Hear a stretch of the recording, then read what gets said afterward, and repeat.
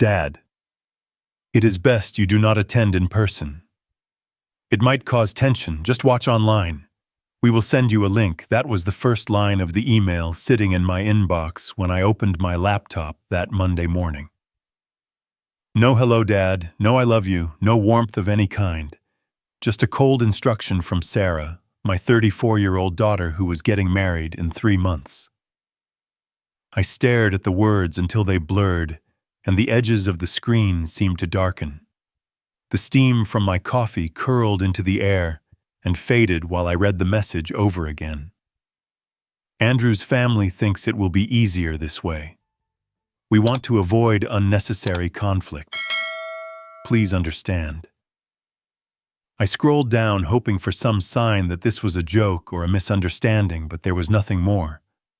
The entire message was less than 50 words, and every one of them cut deeper than the last. I sat still in the quiet kitchen of my Portland home. The refrigerator hummed in the background, the faint sound of a dog barking, carried from a neighbor's yard. My house had never felt so empty. I had built this home with Linda more than 3 decades ago. After she died in 2010, I had held on to it for Sarah and for Daniel. Every corner of this place carried a memory of them growing up, and now my daughter was telling me to stay away from the biggest day of her life. The clock on the wall ticked past 7:20. My meeting at Henderson and Blake LLP would start in an hour. For 22 years, I had worked there, climbing quietly from junior accountant to head of finance. My job was stability itself, and that stability had carried me through the chaos of widowhood and single fatherhood. Numbers never betrayed me. People did. I tried to swallow the lump in my throat, but it stayed heavy. I thought of Sarah at 5 years old, running into my arms with her first report card. I thought of the night she called me from UCLA crying because she was failing statistics and ready to give up. I stayed on the phone until sunrise, walking her through every problem. I thought of the check I wrote for her security deposit when she moved to Los Angeles for that marketing job that lasted less than a year. Each memory felt like a stone pressing on my chest. My phone buzzed on the counter. A text from Daniel asking if I could watch his 2 kids the following weekend. I stared at his message, then back at Sarah's email.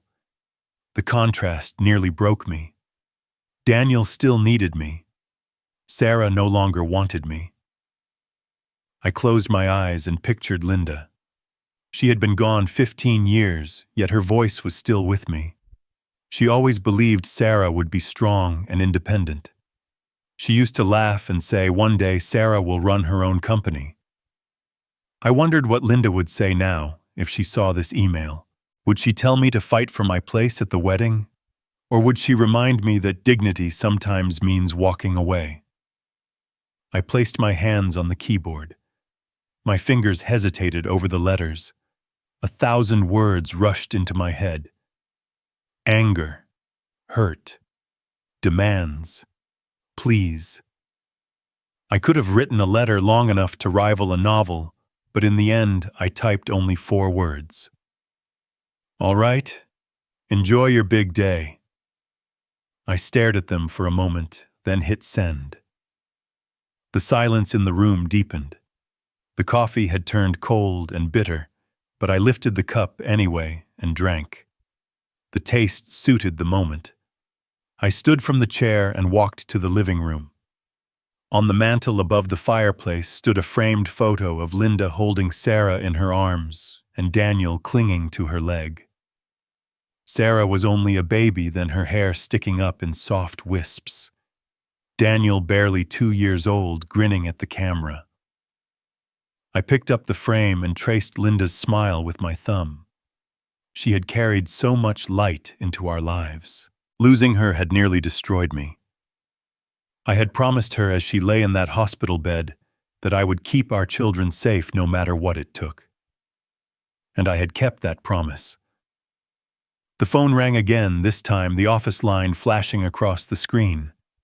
I let it ring twice before answering. My assistant reminded me about the 8:30 meeting. I told her I would be there. My voice sounded steady, even though everything inside me was shaking.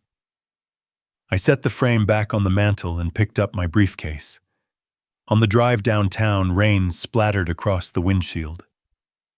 Portland in March was always gray, but that morning the city looked bleaker than usual. I merged onto the freeway, the wipers thumping back and forth while my mind circled the same thought. How had it come to this? I had sacrificed everything, vacations, promotions, friendships, weekends, just to make sure Sarah and Daniel never had to feel the weight of struggle. I had carried them through every crisis. Now Sarah was choosing to erase me from her life's biggest celebration. Not only erase me, but replace me with a live stream link, as if I were some distant relative watching from across the country. I pulled into the parking garage and sat for a long moment in the dark silence of the car. My hands gripped the steering wheel tighter than they should. I thought about calling Sarah, demanding to know how she could do this to me. But I already knew what would happen. She would defend Andrew's family. She would say it was not personal, just logistics, and I would be left angrier than before. So I stayed quiet. When I finally stepped out of the car and rode the elevator up to the 22nd floor, I put on the same calm expression I always wore. Colleagues greeted me in the hallway. I smiled, nodded, exchanged polite words. No one could guess that my daughter had just barred me from her wedding. At my desk, the spreadsheets waited glowing under the fluorescent lights. I opened them and forced myself to dive into numbers and contracts. Yet no matter how hard I tried, I could still see that email at the back of my mind. Dad, it is best you do not attend. By lunchtime, I had already drained 3 cups of coffee and felt no less hollow. Rain streamed down the window. The city blurred into gray shadows. My phone buzzed again, Sarah's name lighting the screen. I let it ring until it stopped. I could not bring myself to answer. The 4 words I had sent echoed in my mind. All right. Enjoy your big day. They were calm, simple, detached. But they carried more weight than any scream could. They were the sound of a door closing. And in that silence, I realized nothing between us would ever be the same. I drove home from work on autopilot that evening and found myself parking a little crooked in the driveway, as if my body knew before my mind that I needed to sit for a minute and let the quiet hold me. There was a time when that same light meant a different kind of life. Linda was gone in 2010. One afternoon, I picked up Daniel from soccer practice and we drove to the hospital together. I remember the cold of the chair, the smell of sanitizer, the way Sarah pressed her forehead to the window and whispered that she was not ready. After the service, the casseroles stopped arriving and the phone calls dwindled, and what remained were mornings that started too early and nights that stretched too long. Sarah was 19 that first summer without Linda. Daniel was 16. I told myself that if I kept the routine tight enough, they would not feel the hole where their mother should have been. At Henderson and Blake, the partners called me into a glass-walled conference room in the spring of 2013. They were ready to put my name on a door. I thanked the partners and told them I could not travel, could not do the schmoozing dinners, could not be the last one to leave the office every Friday. I told them my kids needed me more than the title did. That same year, the old Ford sat in the driveway like a friend who had stayed one day too long. I told Sarah it was only metal and paint, and that watching her cross that campus in the California sun was worth more than anything with 4 wheels. Daniel wanted a place of his own by the time he turned 26. He found a small house on a quiet street on the east side with a maple tree in the front yard and a kitchen that needed work. The lender wanted a cosigner. I signed anyway. Then I wrote him a check for $15,000 to cover the down payment shortfall and the appliances the house did not have. I said he should use the money for the crib and the car seat, and a new water heater before winter. Sarah called from Los Angeles one winter night. The job she had moved for fell apart after a round of cuts. I took a late flight to LAX and sat in an urgent care waiting room while she slept propped against my shoulder. When the nurse called her name, I told her I was her emergency contact, and I meant it in every sense. I paid the bills anyway. I stocked her fridge with soup and orange juice and left an envelope with a note that said she did not have to open it unless she needed to, and we both knew she would before the week ended. I did not tell her that her student loan payment had bounced. I called and fixed it for her. Anna Whitman was a constant presence during those years. After Linda died, Anna took to staying late on Fridays. She helped me chop vegetables and clean the refrigerator, and talk Sarah into getting out of bed on the mornings when the sadness turned heavy. There were nights when the three of us sat at the kitchen table with piles of college brochures and empty mugs, and I could see the future shaping itself into something that might hold. There were other moments that looked small but mattered. I kept waiting for the day when all the strain would break me. Instead, it carved channels where resolve could run. I told myself, this is what fathers do. They show up. They write checks when there is no one else to ask. They say yes and figure out the math later. They keep the world from falling apart, or at least they pretend to while everyone learns to breathe again. One afternoon, not long after Daniel's daughter was born, I stood in the backyard raking wet leaves into a pile under the cedar, and I felt a kind of quiet pride. The house was still standing. The kids were finding their way. I had turned down the partnership and the travel and the speaking gigs and the higher salary, and it seemed like the right kind of loss. Some prices are worth paying. Years passed, and the routines settled into grooves. Henderson and Blake felt like a second home. I knew where every file lived. I knew which partner needed gentle reminders and which needed hard deadlines. I became the person people called when they were scared of numbers. At night, I walked the same route through the neighborhood and greeted the same dog walkers and watched the same moon climb the same piece of sky. It was ordinary, and it was enough. Looking back from the kitchen table that night after Sarah's email, the memories lined up in a neat and terrible row. The sold Ford, the cashier's checks, the mortgage signature in blue ink that bound me to a risk I did not regret. The urgent care wristband with Sarah's name spelled wrong.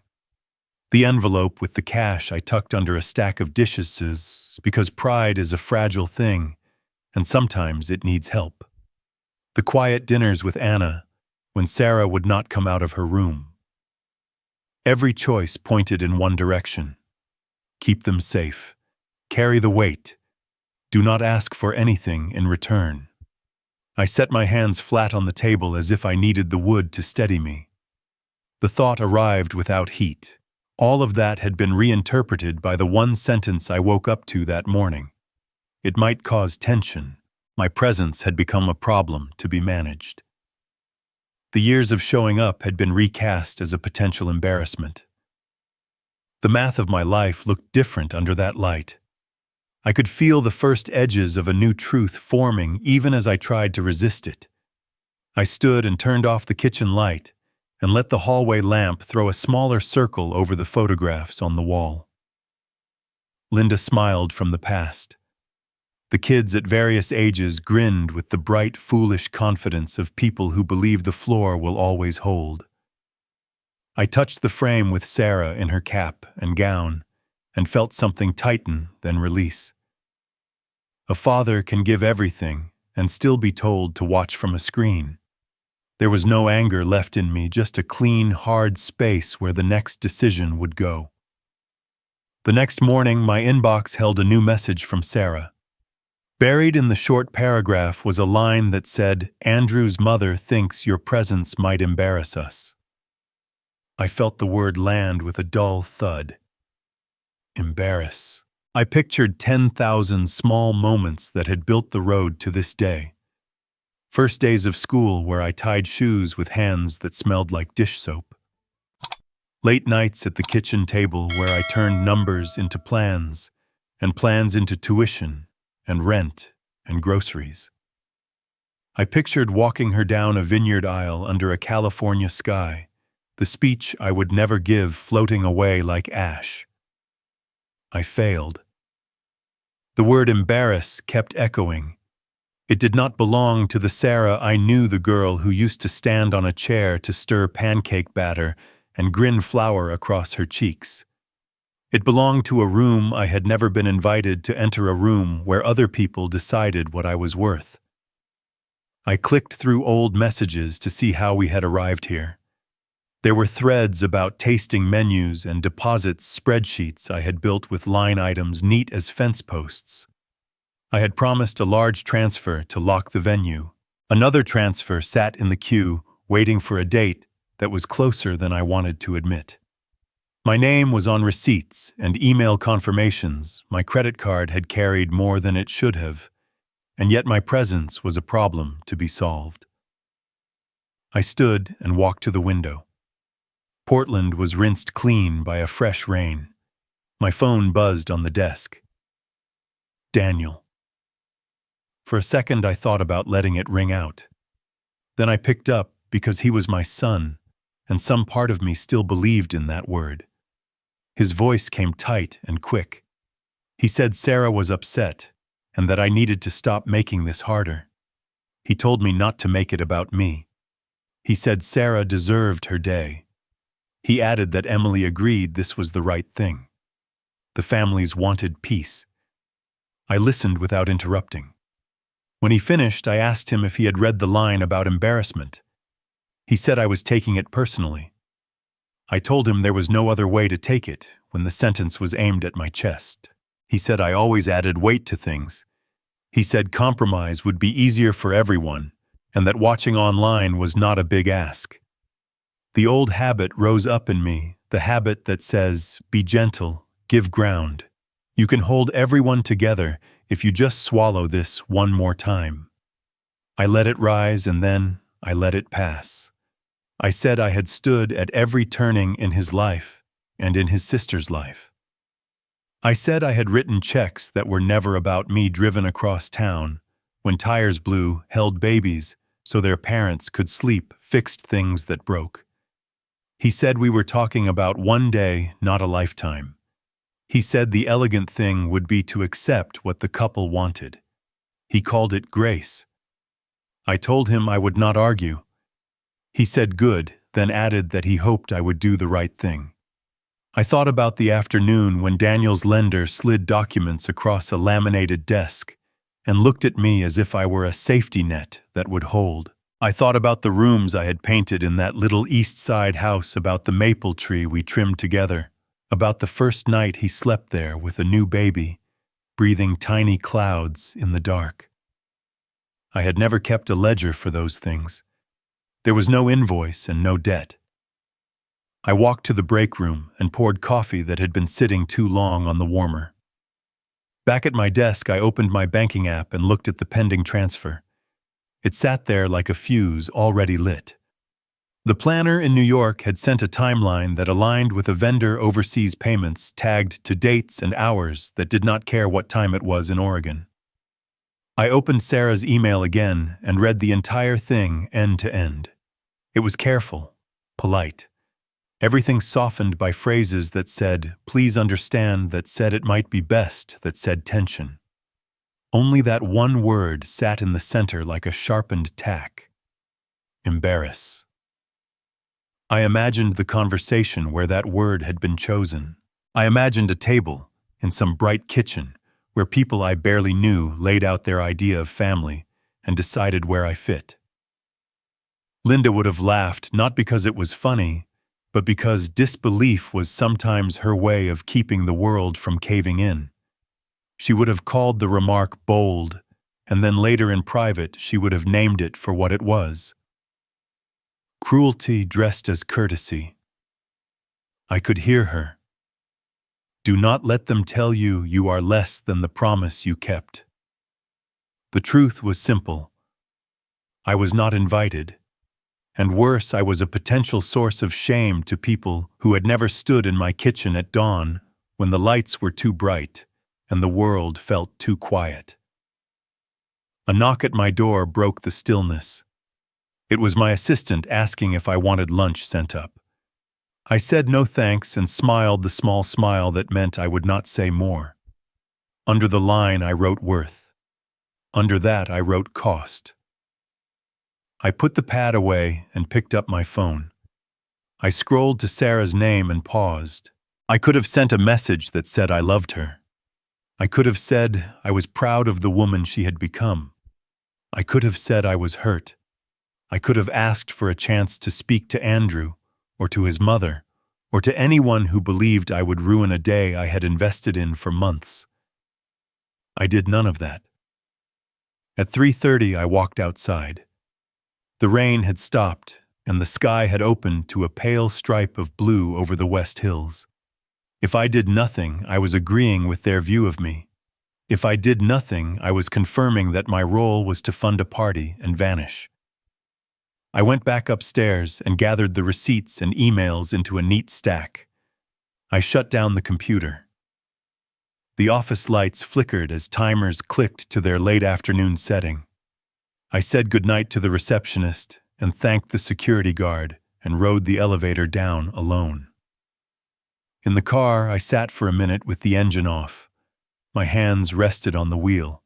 The word embarrass surfaced one more time, and then went under, pulled down by a deeper current. I took a slow breath and turned the key. I knew what had to happen next. I drove to First National Bank on Burnside with a calm that did not feel like mine. Outgoing wire transfer pending. Amount $60,000. Beneficiary event planning firm. Delivery window later this week. I closed the app and slipped the phone into my jacket. Some things should be done face-to-face. A young teller with a name badge that said Erica asked how she could help. I told her I needed to speak with the branch manager about canceling a scheduled wire. Carlos Diaz stepped out of his office with the same steady smile I remembered from a dozen previous visits. Over the years, he had helped me open accounts for the kids, consolidate a small, old loan, move some savings when interest rates shifted. He shook my hand and led me into his office. "What can I do for you today?" he said. I set my briefcase on the floor and told him I needed to cancel a wire transfer for $60,000. He asked for the last 4 digits of the account, my identification, and the beneficiary information. I handed him my license and read from the document in my folder. He said he could see the transaction in a pending state. The funds had not left the bank. There was a cutoff for same-day processing, and we were on the safe side of it. He explained there might be a small service fee for canceling, and that he would check. He asked if I was certain. He said canceling could affect the agreement with the planning firm. "Are you sure?" he said again, slower this time. "Yes," I said. "I am sure." Carlos slid a cancellation form across the desk and placed a pen beside it. He walked me through the sections.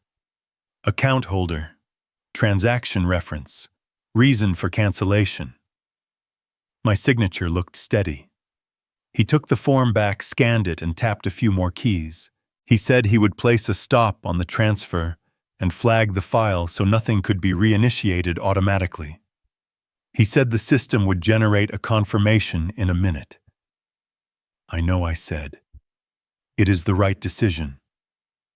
I could feel the old instinct rising, the one that said, apologize and smooth it over and offer another way to make everyone comfortable. I let it rise and pass. Comfort had been the rope I used to pull everyone else to shore. No one had handed it back. Carlos said the cancellation had gone through. He printed the confirmation and circled the transaction number. He said the funds would remain in my account and the pending status would clear by end of day. He asked if there was anything else he could do. I thanked him and told him no. He hesitated and said he hoped everything would work out the way it needed to. I heard what lived between the words. I stood and shook his hand. Back in the lobby, I paused by the potted plant near the door. The child with the drawing was now trying to balance on one foot while the woman counted bills. He kept flapping his arms to steady himself, falling and popping back up with a grin. I envied the unbreakable faith of small children, how the ground always seems ready to catch them. Outside, the rain had thinned to a mist. I slid the confirmation into the inner pocket of my jacket and stepped under the small overhang. People hurried by, faces turned into scarves and collars. I took out my phone and opened the banking app again. The pending transfer no longer appeared. The screen showed what it always showed. Numbers calm and indifferent. I closed the app. There was a time when acting without asking would have felt wrong. Today it felt like the only honest option left.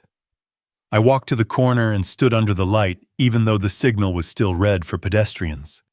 Cars idled and then moved when the green arrow blinked awake. I could feel the clean space inside me settle into something hard and useful. This was not spite. It was a boundary. On the drive home, my phone buzzed twice in the console. I did not look.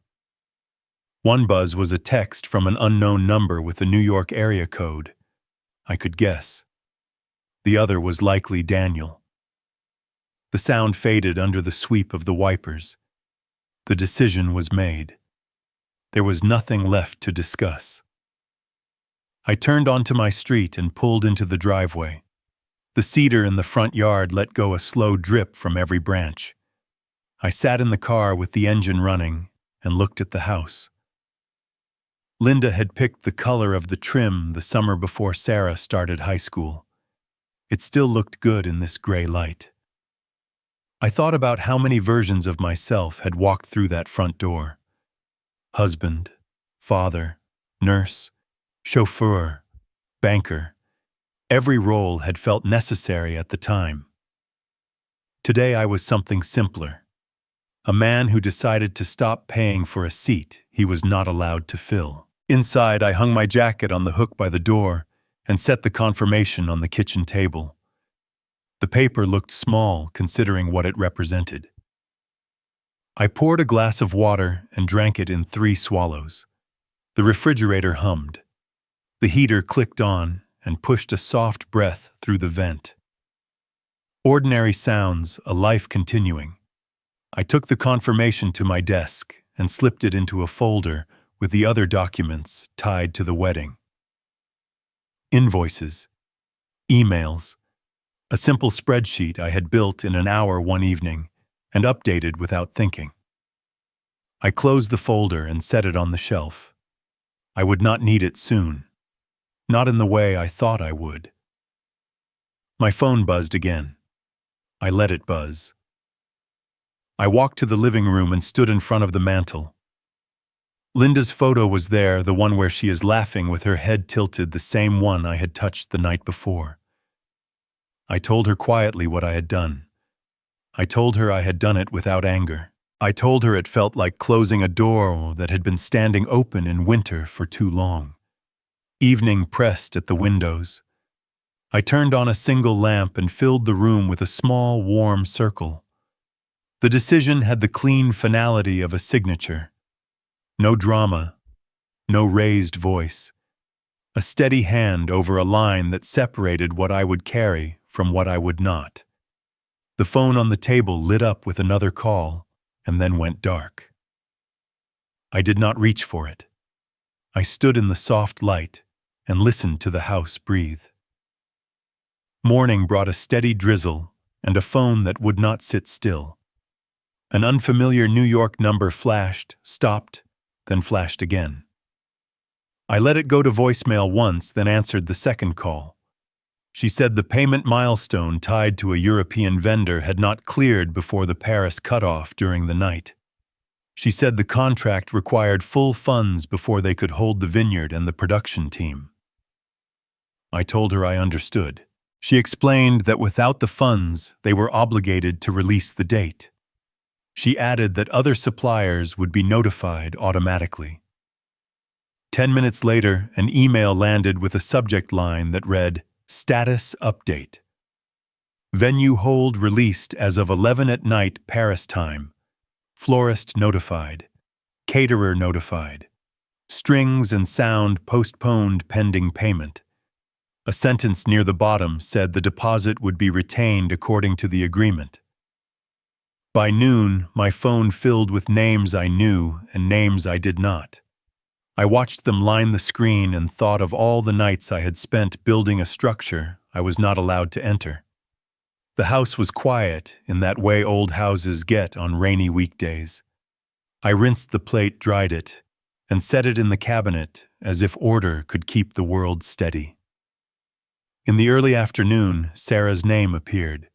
It moved in circles, talking about misunderstandings and emotions, and how everyone wanted the day to feel elegant.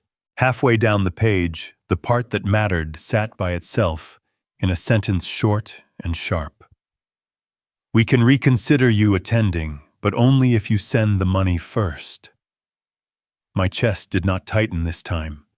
It cleared. I pictured a scale in my mind. On one side sat the money heavy and simple. On the other side sat a chair at a ceremony where I had been told I did not belong unless I bought my place back. I had spent years teaching my children that value and price were not the same thing. Seeing them confuse the two now felt like watching them pick up a hot pan with bare hands. I could warn them, but the burn was theirs to feel. This time it was a supervisor from the planning firm. He wanted to make sure I had seen the update and understood that the European supplier needed payment at posting time, not initiation time.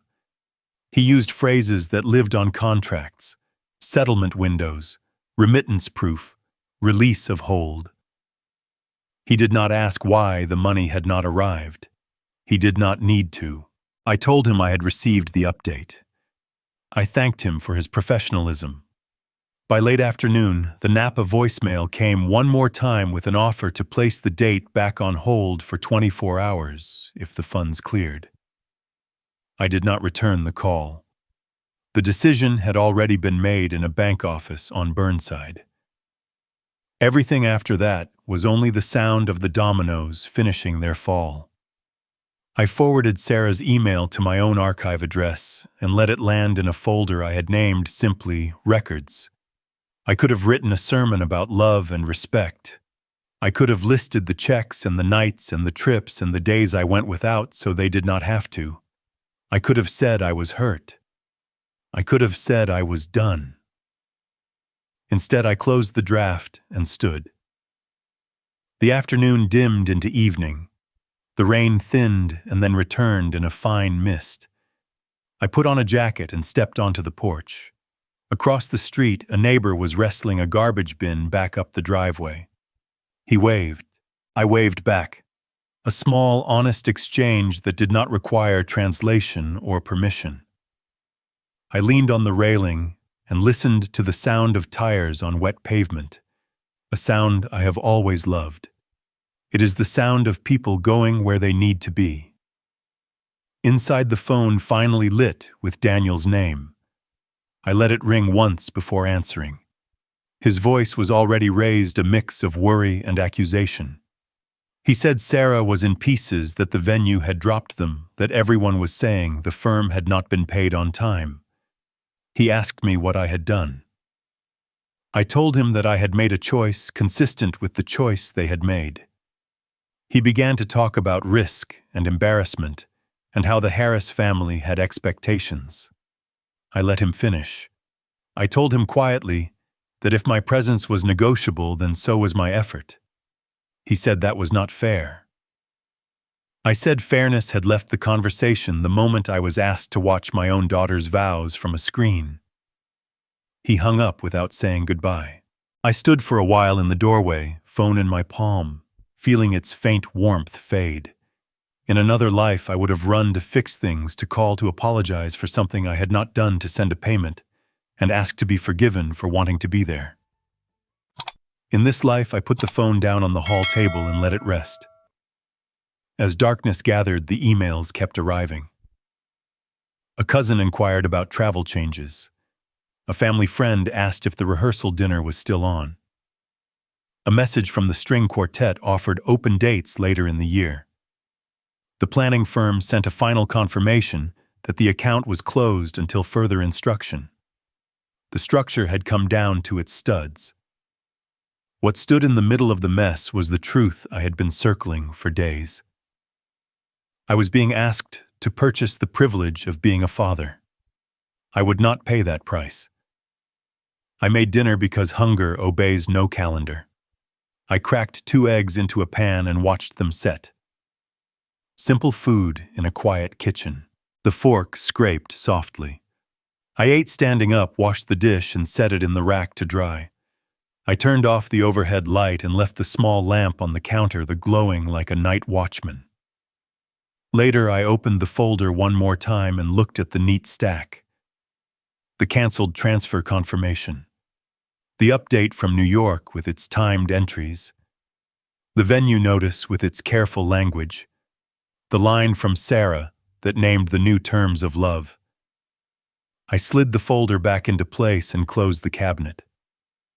Rain tapped more firmly at the window. I walked to the mantel and looked at Linda's photo. I told her the dominoes had finished falling. I told her the room was quiet again. My chest felt empty and unburdened at the same time, as if something heavy had finally rolled off and landed where it belonged.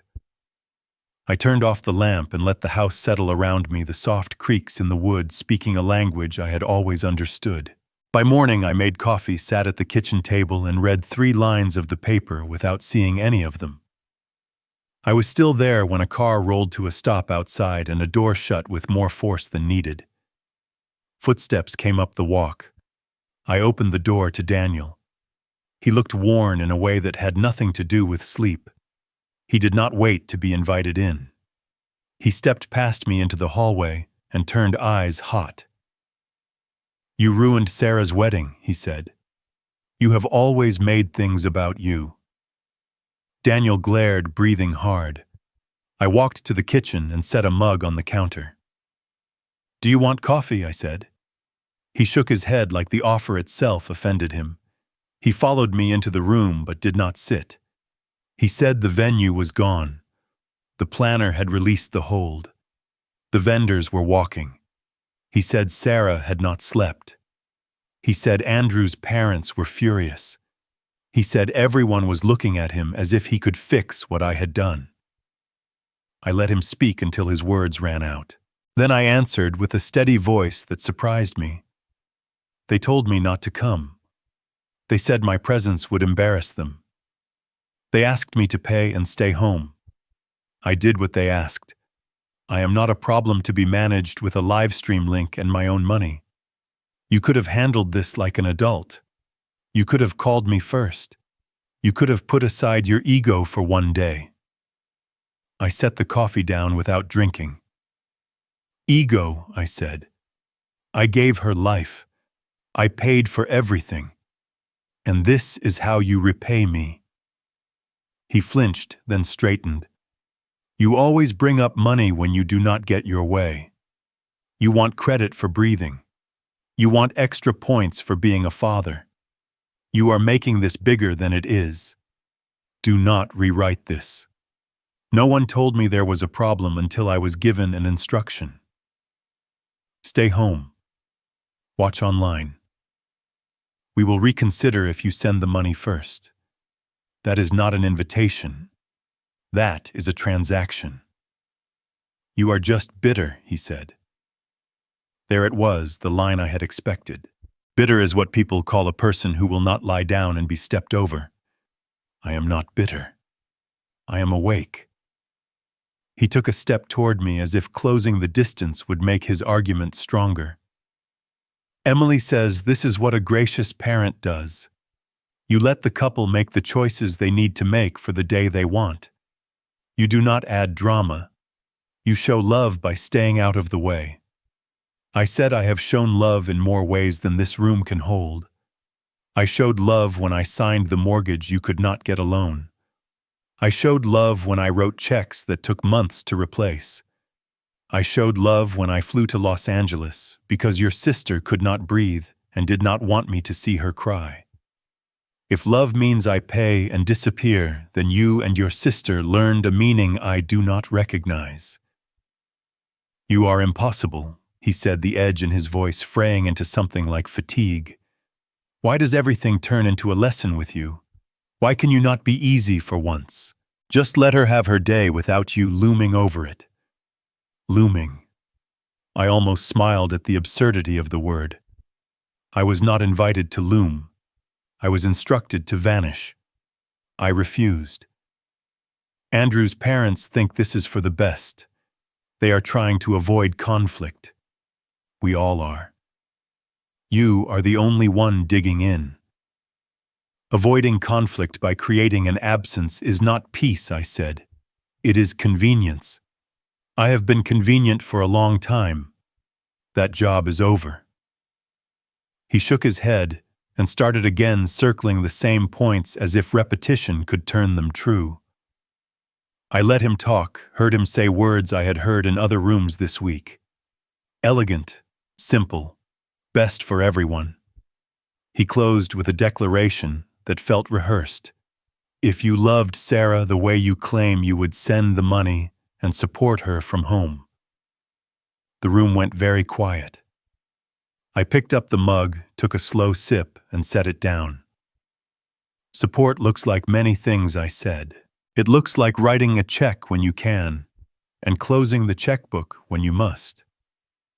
It looks like standing where your dignity can still find you.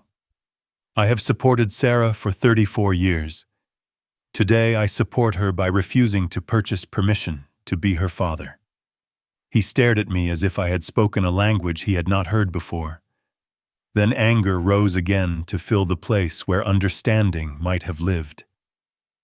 You are choosing pride over family, he said. You are punishing her. No, I said. I am choosing a line over a void. I am choosing not to fund my own erasure. He opened his mouth closed. It opened it again. The room felt smaller. He pointed toward the table. This is why Mom had to do the soft work. She knew how to keep the peace. You never learned that. Linda kept peace because she carried grace like other people carry keys. I keep peace by telling the truth when the air gets thick with polite lies. I cannot do this with you. You will ruin everything with your stubbornness. Andrew's family will never forgive you. Sarah will not either. I walked past him to the door and placed my hand on the knob. Daniel, I said, my voice even get out of my house. For a beat, he did not move, as if the sentence could not apply to him. Then he flushed a slow wash of color that climbed his neck. You cannot be serious, he said, but the fight had already drained from his tone. I opened the door and stepped aside. The day outside was cool and bright in that after-rain way. The cedar dripped like a metronome set too slow. He looked at me a long time, and for a flicker I saw my boy again, the one who needed me to tie his skates and tell him to keep his knees bent. He looked away. He walked past me onto the porch. He stopped at the first step, as if hoping I would call him back. I did not. He went down the walk to his car, got in, and sat with his hands on the wheel. He did not start the engine for a long count. Then the car turned over and reversed into the street. He drove away without looking back. I closed the door and leaned against it, not from weakness, but to feel the solid weight of wood settle into the frame. The house breathed with me.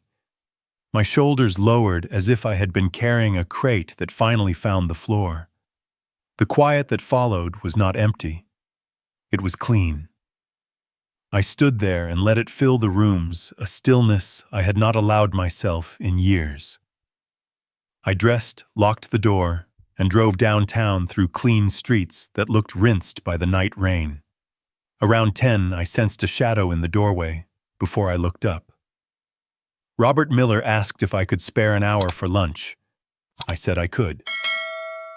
Robert talked about the Blakely audit in a few sentences and then let it go, as if he had taken the temperature and decided work could wait.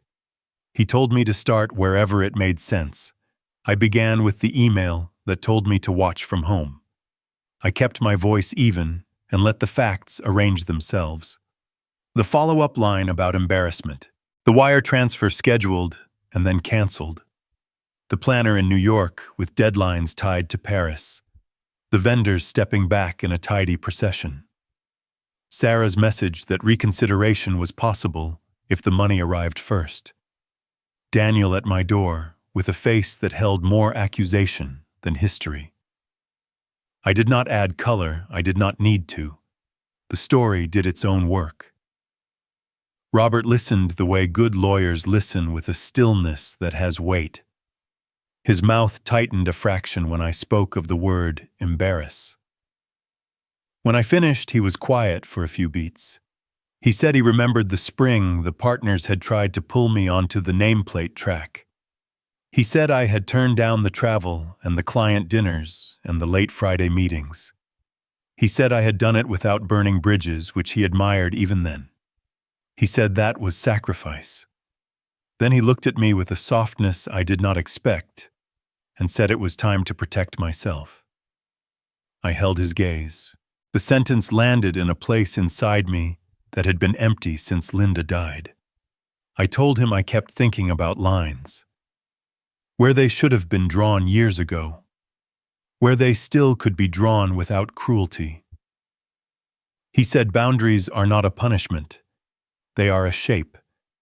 They tell other people where you end and where they begin. He said money makes cowards of people who do not want to speak hard truths. Remove the money and you will see who they are. Food had been an afterthought for days. I asked him if refusing to fund the wedding was too hard a line. He said a man is allowed to require respect in exchange for his effort. He said you do not need permission to insist on dignity in your own family.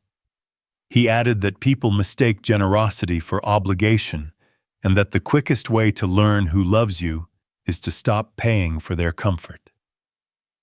I said Sarah had always been strong-willed. Robert smiled and said strong will without gratitude becomes contempt. Then he shrugged as if to say people can learn, but only if the lesson costs them something. I told him Daniel had used the word bitter. Robert lifted his hands in a small gesture that dismissed it. He said when you close a door that others used as a shortcut, they will call you names rather than walk the long way around. He said bitterness fixes the past in amber, but what he heard in my voice did not sound like that. He said it sounded like the relief of a man who put down a sack he did not realize was cutting into his fingers. Robert told me about his grandchildren, how the youngest had just learned to say the word umbrella and refused to leave the house without one even on bright days. He said it to remind me there was a life outside the narrow hallway I had been pacing. I was grateful for the image of a small child, insisting the world might rain at any moment and being allowed to be wrong. I told him I could not shake the feeling that I had failed Linda. He tilted his head. He said Linda would have wanted me to be kind. He said she also would have wanted me to be brave. He said I had honored her by building a house where our kids could grow without fear, and that she would expect me to honor her again by protecting what remained of me. The words did not need to be perfect to be true. I felt them loosen a knot I had carried under my ribs for years. When the server cleared our plates, Robert asked if I needed him to make a call or read a contract or stand next to me in any conversation that might turn sharp. I told him I would ask if I did. He nodded and said he would be there. Then he leaned back and said one more thing, speaking slowly, so that I would not miss it. He said I had been the kind of father who made it easy for others to forget the ground they stood on was not there by accident. He said mistakes have a way of teaching that lesson. He said my only job now was to let the lesson arrive. On the walk to the office, I felt as if the city had shifted half an inch to the right. Not enough for anyone else to notice, enough for me to feel it. The elevator blinked its even lights. Back at my desk, I opened the folder that held the wedding papers and slid it into the bottom drawer. I did it without ceremony. There was nothing in those pages that required more of my time. I answered messages that had stacked up during lunch. I scheduled a payroll review and sent a note to a partner about an expense policy. The work was not a refuge so much as a reminder. I knew how to hold a line. I had done it for years with numbers and policies and deadlines. I could do it now with the shape of my own life. Near the end of the day, Robert stopped in my doorway again. He did not enter. He tapped the frame lightly with his knuckle and said he was going to see his daughter's family that evening. He said he would text me the name of a good woodshop in the neighborhood, a place where I could learn to make something with my hands. He said he thought I might like that. I thanked him and meant it. After he left, I sat for a while with the quiet glow of the monitor on my face. The office settled into its late afternoon hush. I thought of Sarah and the child she had been, and the woman she had become. I thought of Daniel driving away from my house without looking back. I thought of Linda and the way she would have put a hand on my arm to steady me without saying a word. The realization arrived clean and without drama. I had given enough. The years of bending and covering and paying and explaining had reached their end. I did not feel hard or small. I felt accurate. I shut down the computer, slipped my coat on, and walked out into the cool air with a sense of the ground under my feet, a ground I had poured with my own hands and could trust to hold.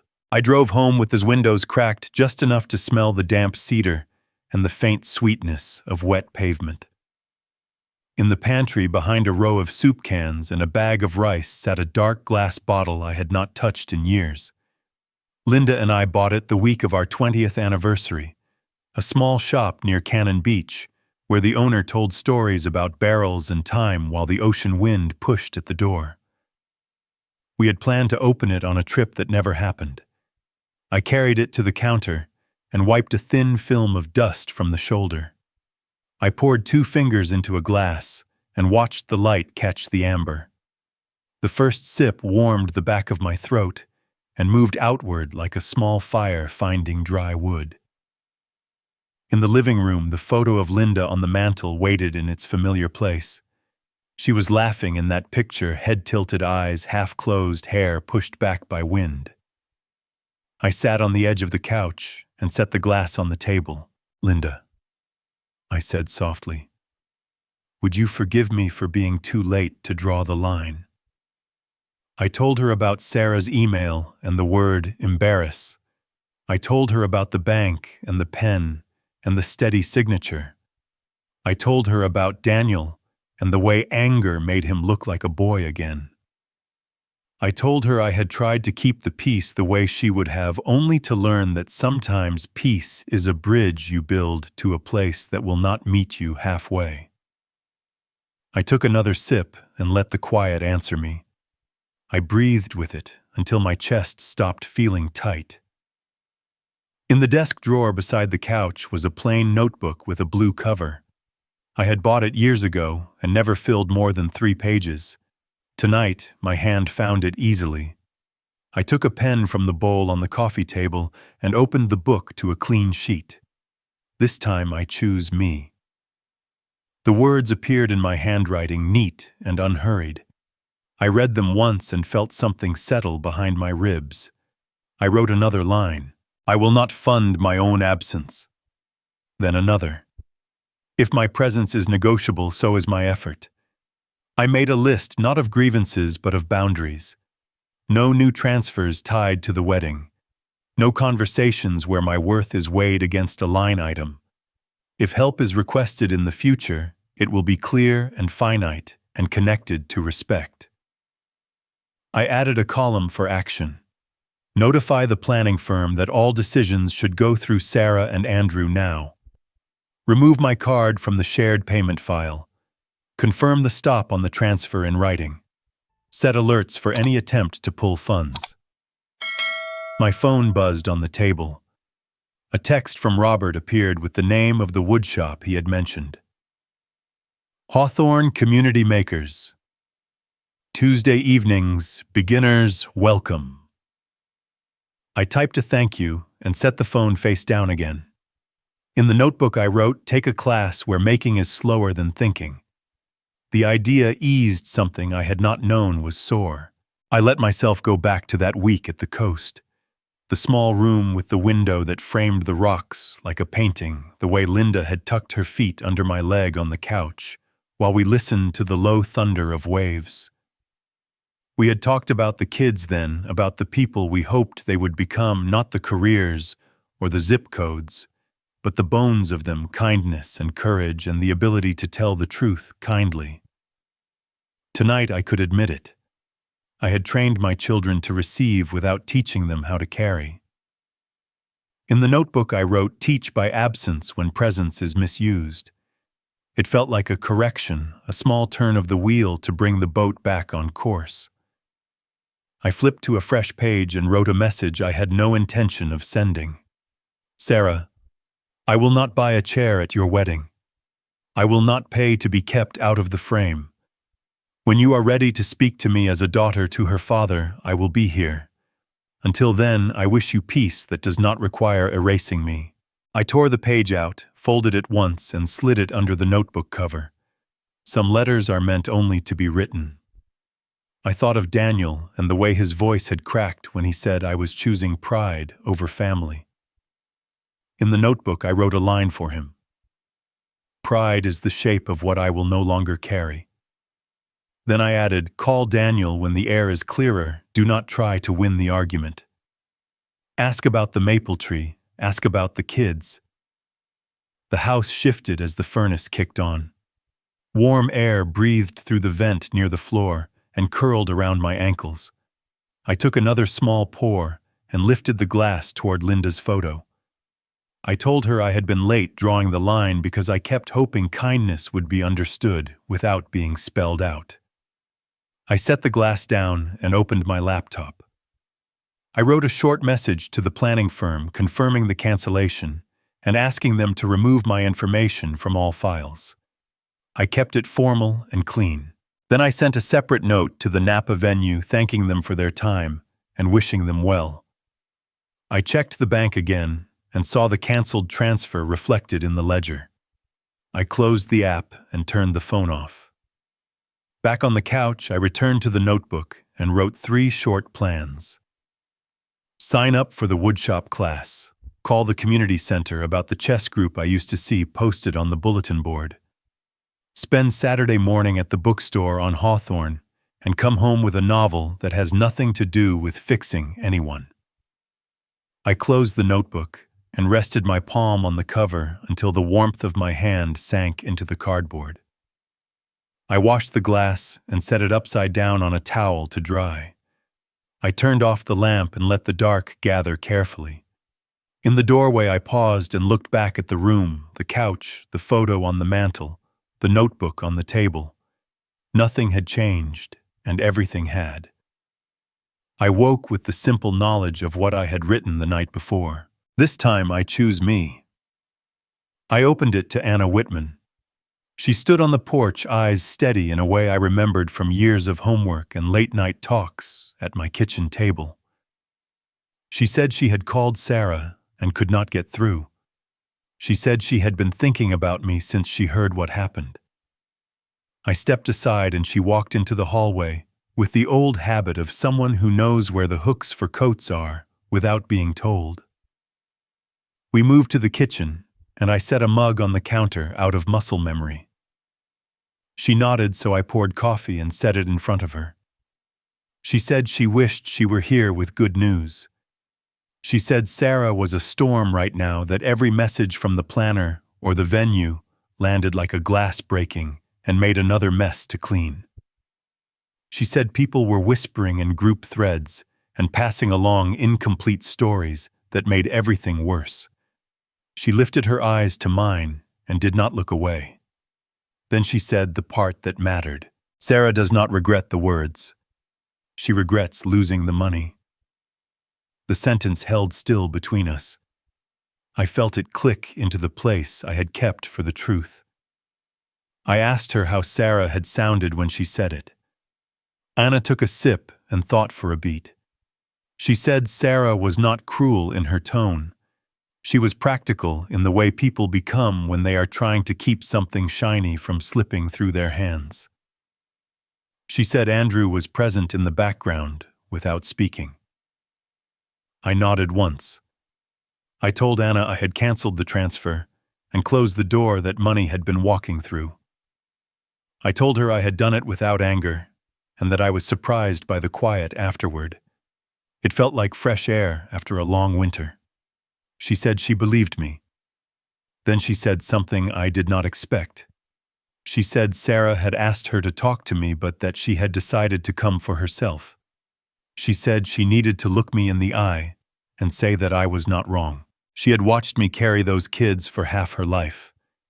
What Sarah was doing was not love the way we learned it here. I felt my throat tighten and then clear. I told her what I had written the night before in the notebook with the blue cover. Love that waits until you cut them off is not love. It is desperation. Anna nodded, as if she had been waiting to hear them. She said she wanted to give me more of the context, and then she did. That the Harris family wanted a certain picture and were trying to keep that picture clean. That a story had been told in that house about an absent father, something tidy and convenient that did not match the years she had seen here. That Sarah had slipped into that story because it made other things easier. That the embarrassment line had not come from Sarah's mouth first. That it had been borrowed and delivered. I asked if Sarah believed it now. Anna said it takes a cold wind to make you take it off. Money running out is a kind of wind. We sat then finally, both of us. She wrapped her hands around the mug again and looked at the photo on the fridge of a 4th of July years ago, Sarah and Daniel with sparklers. Linda turned halfway to the camera with a grin that could light a street. She remembered the way Linda said, "Now make a circle," and the way the circle appeared because someone believed she could draw it. She said she had been trying to talk to Sarah using that memory, but that the memory kept bouncing off a wall that had not been there before. I told her walls go up fastest when shame is inside the room. She winced in agreement. She said she had told Sarah gently that the email was wrong, that some wrongs do not untie with money, that some wrongs require words that do not leave someone else holding the bill. She said Sarah had not answered, which was an answer. We talked like that for a while, not to plan or fix, only to call things by their names. I asked about Anna's work at the elementary school, how the kids were, whether the funding scare had passed. She said it had not, but that someone had donated art supplies, and the children were painting on Fridays again, which made the week worth it. She said she was tired in the way that comes from standing all day, and still felt lucky. She asked me if there was anything I wanted her to tell Sarah. I said yes.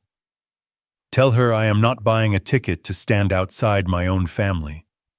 Tell her when she is ready to speak to me as a daughter speaks to her father, I will be here. Tell her there is no invoice for that conversation. It will be paid for by the act of showing up. Tell her I do not hate her, I hate the lie that told her love must look like this. Anna breathed out, and I could see something in her loosen, as if relief had been waiting for directions. She said she would deliver that message as cleanly as I had given it. Then she stood and hesitated, not from uncertainty, but from the weight of a small ritual. She held out her hand. I took it. Her handshake was firm and warm. She said I get it even if she does not. Her eyes shone for a second, and then steadied. She said she would check on me in a week whether I answered or not. I said I would pick up if I could, and that either way I would be fine. At the door, she slipped on her jacket and looked back down the hallway. She said this house taught a lot of us how to stand up straight. She thanked me for that and stepped onto the porch. The rain had pulled back to a gray, lowering sky. She walked to her car with the easy stride of someone who knows where she is going. She waved once through the window and turned onto the street. I stood there with my hand on the inside knob and let the quiet expand. There was no triumph in any of it, only a balanced weight on the scale. An outsider had witnessed the shape of things and called them true. The house felt cleaner without a single thing moved. In the living room, the notebook lay where I had left it on the table. I opened it and wrote one line under last night's vow. A witness has arrived. Then I closed the cover and pressed my palm to it until the cardboard grew warm. The floor under me held steady old wood, giving a little, and then settling as if the house were making room for the new shape my life was taking. Nothing grand, only honest.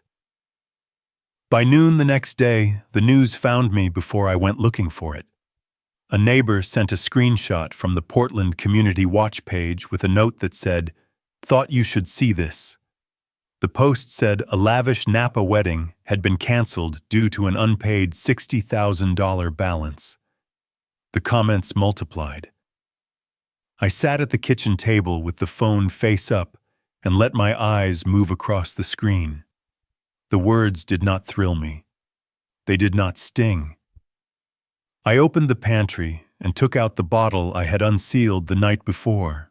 I set the glass down and did not pick up the phone again for a while. At the office, the hum had a different tone. Whispered conversations paused when I passed the break room. A paralegal from tax smiled too widely and asked how my week was going. Another colleague asked a question he could have sent by email and lingered long enough to ask a second, unrelated one. Robert stopped by my doorway and tapped once on the frame. He said he was around if I wanted a walk. I told him I had numbers to move before lunch. By 2 more messages arrived. A cousin of Linda's had forwarded the same post with a line that tried to be gentle and came across as curious. A friend from church asked if I needed anything. I answered the friend and said I was fine, thank you. I did not answer the cousin. I kept my replies short because I had learned a long time ago that sentences invite more sentences. In the late afternoon, my screen lit with a text from Anna. She said there was a new plan. She said Sarah and Michael were moving the ceremony to the backyard at his parents' place out in Hillsboro. She said there would be a tent if the weather turned. Folding chairs had been borrowed from a neighbor. A cousin was picking up cupcakes because the bakery could not fit the order anymore. She said she did not think an invitation would come my way. She asked if I wanted to know the date or if I preferred to find out after. I told her to tell me after. She wrote that she would. She said this was not on me. When the office emptied, I stayed for a little while and finished balancing a stubborn account. Numbers obey when you guide them carefully. I powered down the monitor and walked out into air that smelled like wet leaves. The evening light fell in the kitchen. I poured a small whiskey and carried it to the living room. The notebook with the blue cover waited on the table. I opened it and wrote the words that matched the day. When you stop paying for the picture changes. Then I wrote another line. Consequences are not revenge. They are an education. I closed the notebook and set my palm on the cover until the warmth spread through the cardboard.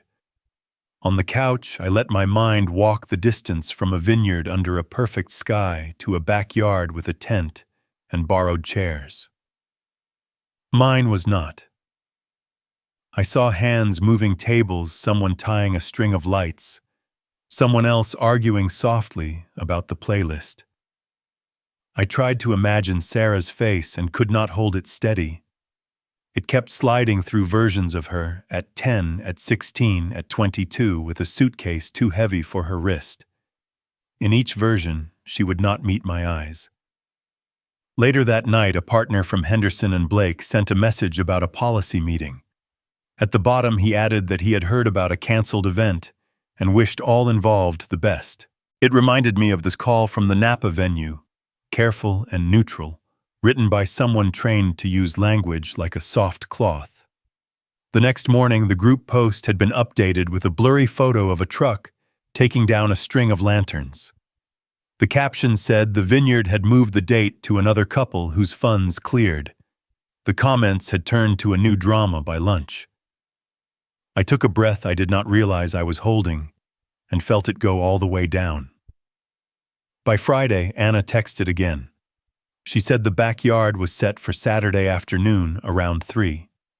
She said there would be about 20 people.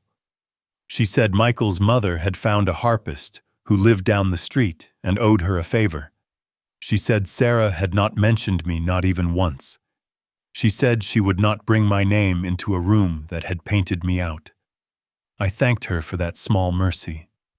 I spent Saturday doing ordinary things with deliberate care. I went to the hardware store for sandpaper and a small plane because the woodshop class would start next week, and I wanted to feel ready. I took the long way home and stopped at the grocery store for coffee and a loaf of bread that still held heat. I walked the neighborhood in a slow square and waved at the man who was always trimming his roses too early in the season. I stood under the cedar and listened to the faint, far-off clatter of kids playing somewhere behind the next block. At 3, while vows were being spoken under a rented tent, I brewed coffee and sat at the kitchen table with the newspaper folded to the crossword. I filled in a few squares and left a few blank without punishing myself for not knowing. A light rain tapped at the window. Near dusk, my phone buzzed with a final message from Anna. She wrote that it was done. She said the ceremony was short, and there had been a toast poured into mismatched glasses. She said a gust of wind had lifted the edge of the tent once and made a sound like someone taking a breath to speak and then deciding not to. She said no one mentioned Napa. She said the harpist played something sweet that she could not name. She said she would drop off a slice of cake on her way home even if it was not very good. I told her to leave it on the porch and that I would get it after she left. I stepped outside into air that held the last light like a secret. Anna's car pulled up and she set a small paper plate on the top step. She did not ring the bell. She lifted a hand through the window and drove on. I waited a minute and then picked up the plate and brought it to the kitchen. The cake tasted like sugar and effort. I ate a few bites and set the rest aside. In the living room, I poured a small whiskey and stood by the window. Somewhere across the city, a tent was coming down. Chairs stacking relatives, thanking each other for help. A mother rubbing her temples in a quiet room. I did not feel triumph. I felt balance. A luxury had become a backyard. A picture had become a smaller picture that fit the truth. I sat and opened the notebook and wrote the last line of the day. The ground does not argue. It simply reveals whether it will hold you. I closed the book and turned the glass in my hand, once the liquid throwing a slow ring of color across the inside. When I finished it, I washed the glass and set it upside down to dry. The house was very still in the way houses get when the thing that needed to happen has finally happened. I stood in that stillness and let it take the measure of me, then reached to turn off the lamp. The next morning I woke early and felt the room meet me without argument. I opened the notebook with the blue cover and read the line about choosing myself. On Tuesday, I went to the community center off Hawthorne, where a handwritten sign on a corkboard pointed toward a chess club in a fluorescent room that smelled faintly of dust and floor cleaner. 4 tables were already set with boards and clocks. I nodded. I took a seat across from a woman in a green sweater who introduced herself simply as Nora and tapped the clock with a brisk smile. We reset the pieces and played again. In the second game, I saw a fork one move before she did, and her eyebrows lifted like a quiet nod. On Thursday evening, I pushed open the door at Hawthorne Community Makers, and a tall instructor with sleeves rolled to the elbow showed us how to square a board with a hand plane and how to listen for the change in tone when the blade was right. My shoulders loosened. The room was bright and ordinary and full of people making useful things from raw material. Measure twice, cut once, sand in long strokes. I began to carry a paperback in my coat pocket again. I read them in the half hour before bed with the lamp turned low. Someone noticed a detail. Someone asked a question. I slept better on those nights. Friends called and I said yes more than I used to. Robert and I went back to the Italian place where the server remembered our table by the window. A neighbor invited me to a backyard potluck 2 blocks over, and I stood by a folding table with a paper plate and listened to people talk about tomatoes and weather and the annoying way leaves clog gutters in October.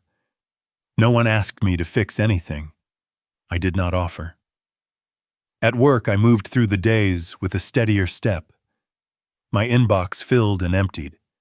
I noticed the way colleagues leaned toward problems, the way fear sharpened their voices, and then softened when the numbers came into focus.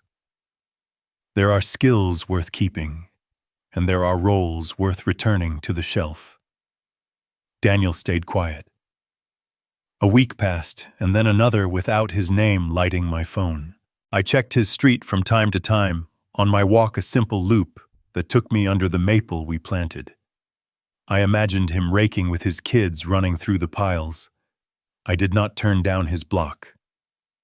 I let the space hold. One afternoon near the end of the month, an email from Sarah slid into my inbox. I sat with my hands folded for a full minute before I opened it. She said things had been complicated.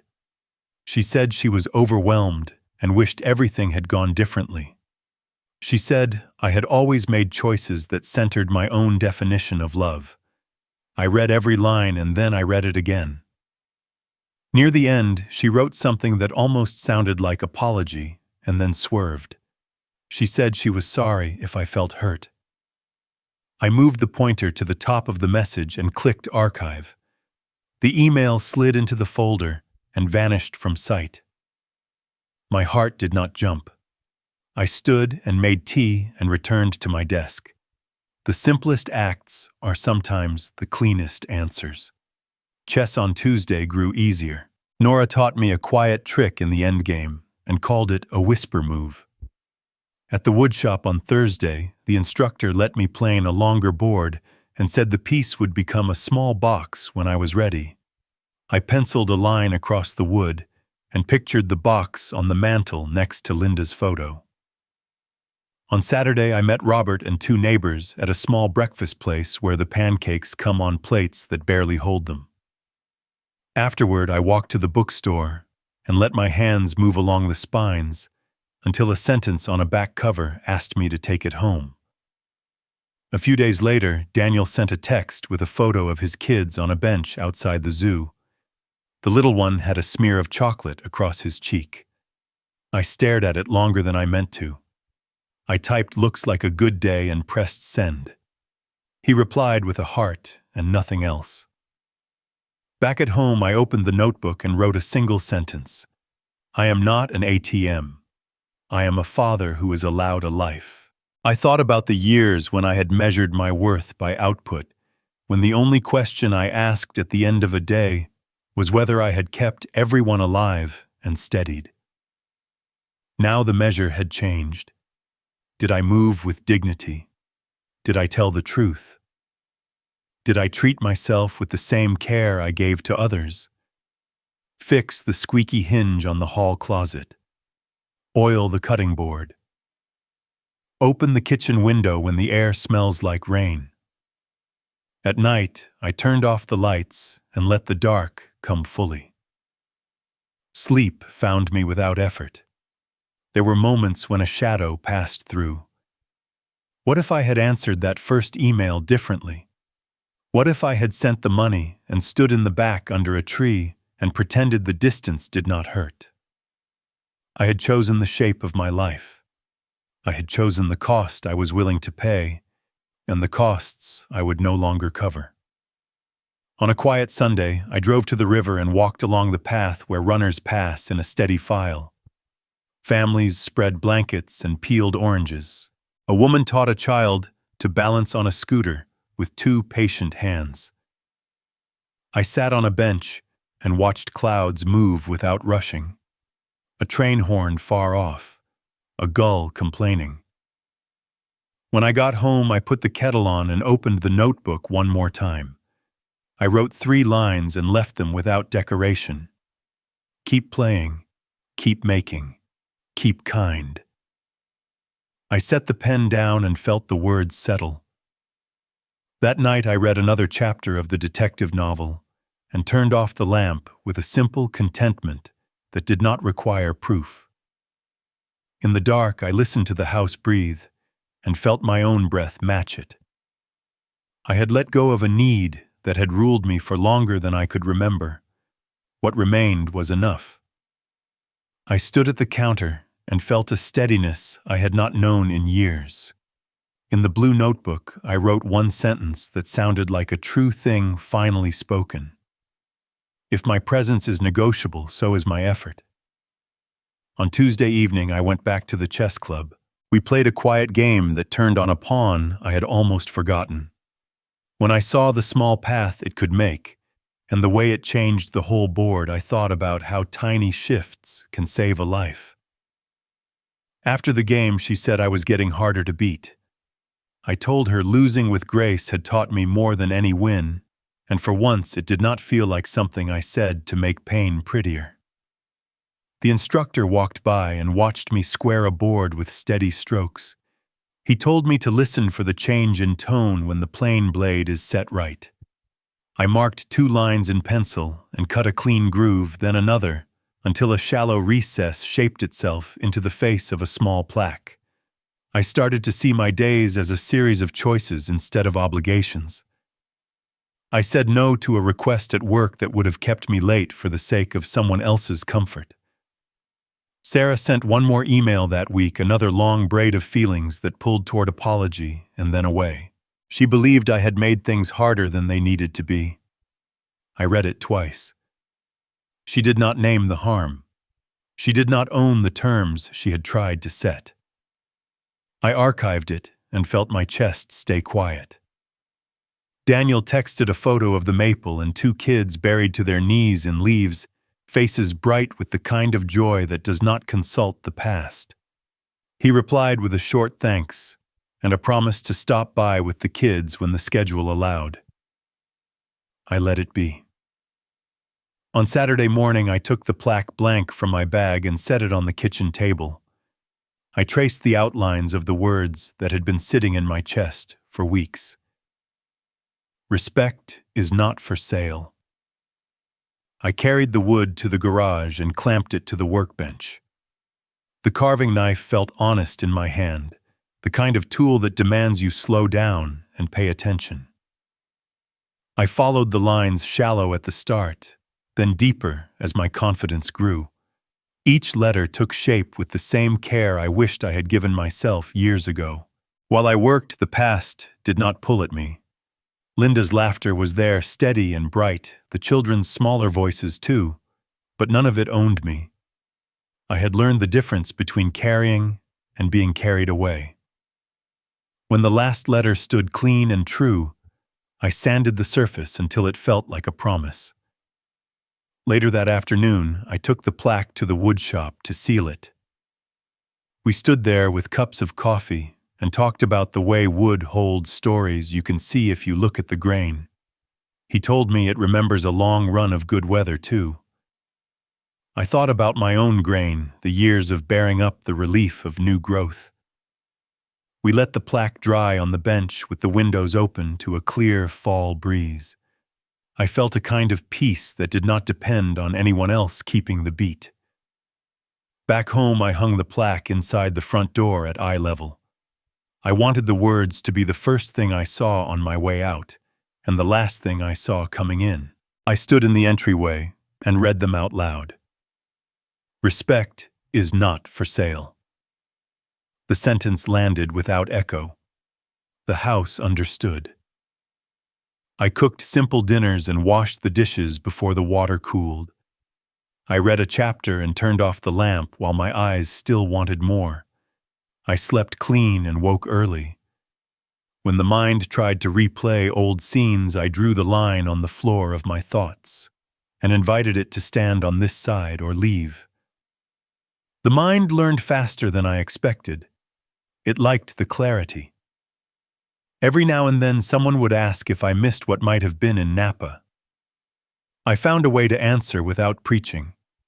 I would say that a picture is not a life. I would say that if a place will not hold you as you are, it is not a place you belong. I would say that I felt something truer take root when the tent went up in a backyard.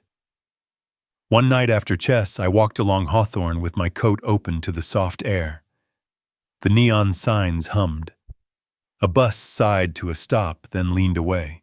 I felt the shape of the sentence in my body like a spine aligned after a long time bent.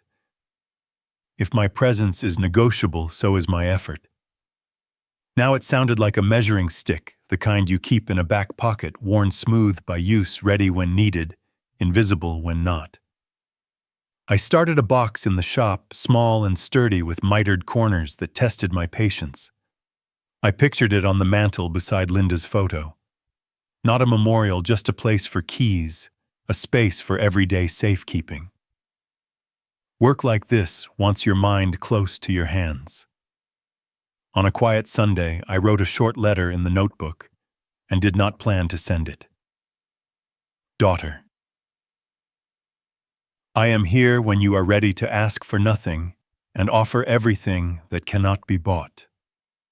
Son, I am here when you want to stand with me in a room where no one keeps score. I closed the notebook and slid it under the plaque for a moment, a small ritual I invented on the spot. Then I made tea and watched late light pull gold across the floor. What I know now is simple. A man has the right to draw lines that keep his dignity from leaking out of him in a house he built with his own hands. He has the right to say no without becoming the villain of a story he wrote with love. He has the right to choose peace over compliance, truth over performance, himself over a chair at a table where he has been priced. I drove to the shop one last time near sunset to retrieve the plaque after the final coat cured. The room glowed with the kind of light painters chase. I set the piece on the bench and traced the letters with the pads of my fingers. Respect is not for sale. The wood answered with a fine smoothness. Outside the window, a breeze lifted sawdust and turned it to glitter. I stood there and let the light have me for a moment, not as proof, not as reward, just as a fact. If this story made you think about boundaries, justice, and love in a family, share your story in the comments like this video and subscribe to hear more journeys like this.